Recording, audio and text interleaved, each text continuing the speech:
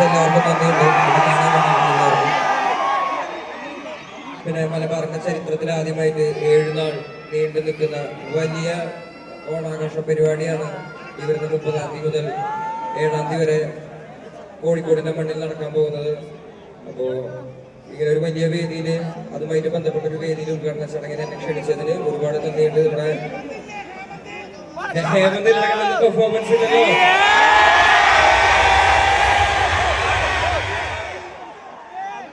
അപ്പൊ എക്കാലത്തെയും പോലെ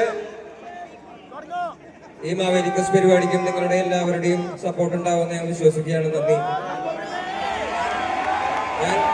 ഞാൻ ഇതുവരെ നിങ്ങളെ കാണാൻ വന്ന സ്ഥിതിക്ക് ഞാൻ എന്തായാലും ഒരു പാട്ട് പാടിയിട്ട് ഞാൻ പോകുന്നു.